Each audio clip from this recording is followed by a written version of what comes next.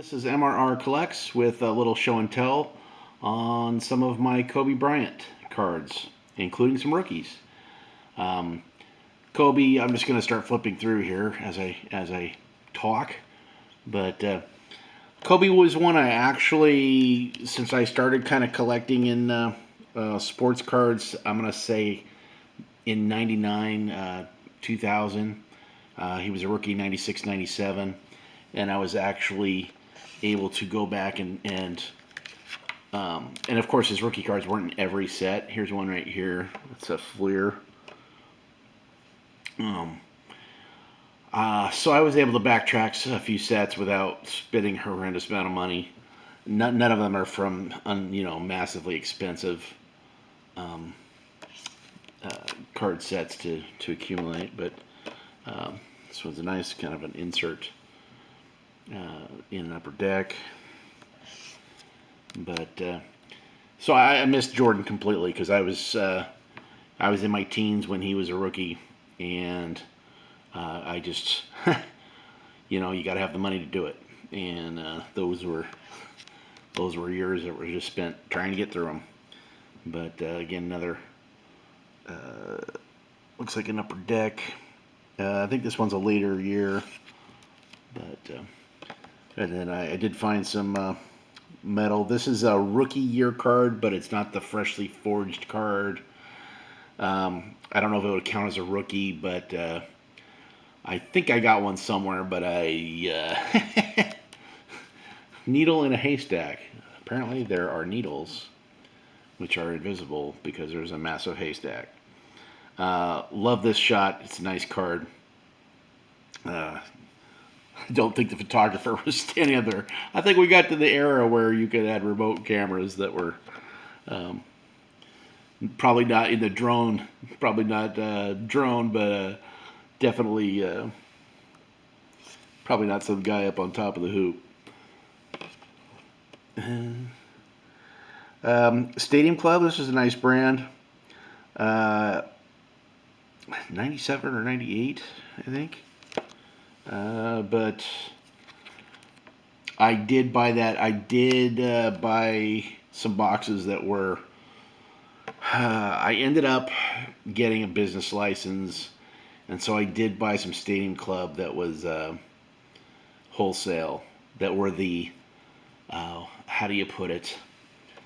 Um, if you've ever wondered why the sports card shops seem to have all the good cards, that's because they can buy the boxes that are heavy loaded with the game used inserts.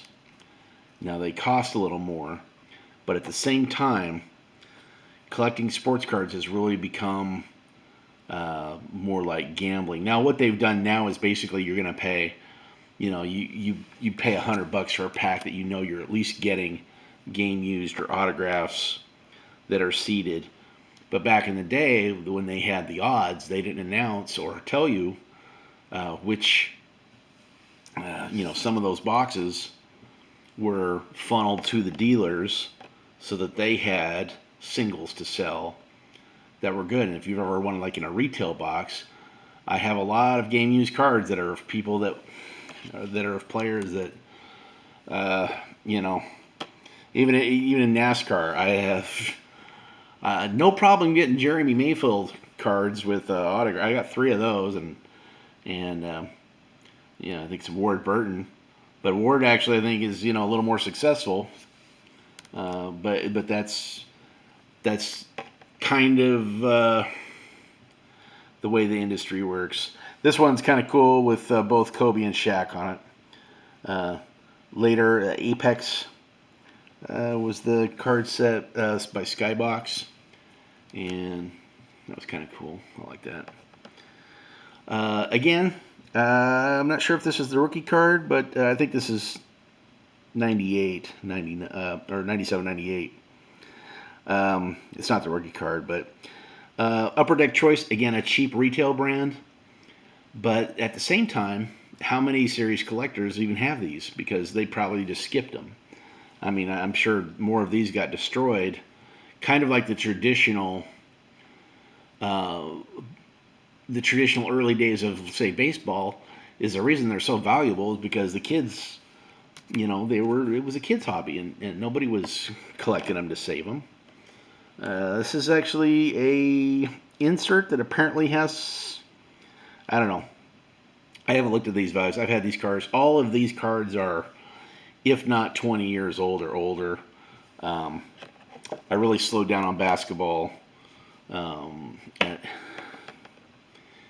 in the very early 2000s. But again, nothing here to break the bank. But I like the design aspects of them. I think they're interesting, and that's really what got me kind of hot and heavy, and I was addicted more to the quality of the cards, because when I was a kid, I think Donruss came out in the early 80s, and we had a 7-Eleven that was probably half a mile away, and we'd walk there up in Hillsboro, Oregon. It was at my dad's place, and you got your set, and if you and you were done, and you usually collected either Donruss or I think Upper Deck was around, but here's one that's again in the metal, same year, but I believe this is the base card, and I don't think it's considered a rookie. I think the freshly forged one is considered the rookie. This might be, I'm not sure.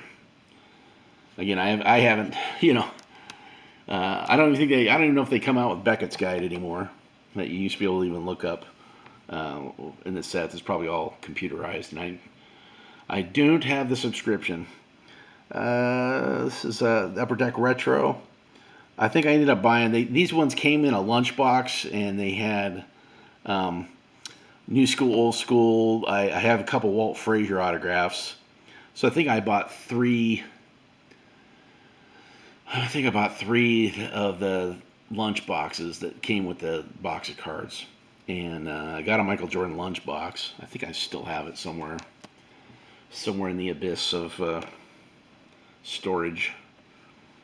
So StarQuest, this again Upper Deck choice, but they're nice. They had the 4 levels of StarQuest. They had blue, red, green, and gold. And I don't have this. I don't think I have one in this series as gold, but I have some of the. Actually, I think no. This is a 3-star. So green was a 2. So this is actually a harder pull. You would get one of these for like maybe every 24 or 48 packs. So that is it's probably. And then you have Upper Deck rookie card. Now this wasn't. It's not overly rare.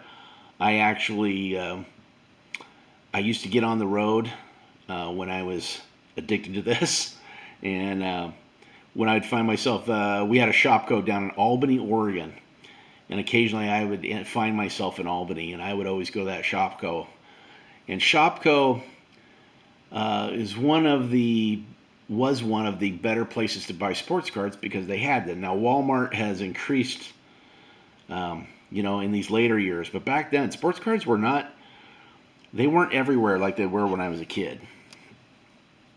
So sometimes it could be real interesting to even find, except if you had a card shop in your neck of the woods. And we did a couple times, but again, really hard to navigate kind of the minefield of what to buy and what not to buy. This one's nice.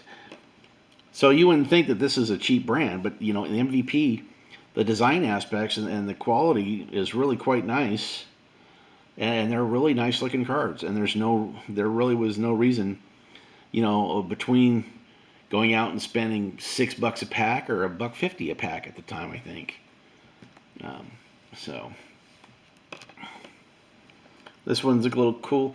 It's you're going to make up your mind on whether that's more distracting or I don't know. But as a insert card, it's kind of cool. It shimmers, it moves, and they really kind of went hog wild with the foils. Kind of like this. This is a nice clean white. I would have liked to see him larger in the card, but at least it's a cleaner background. The UD3, I really, again, another retail brand, only brand, and I picked these up as much as I could.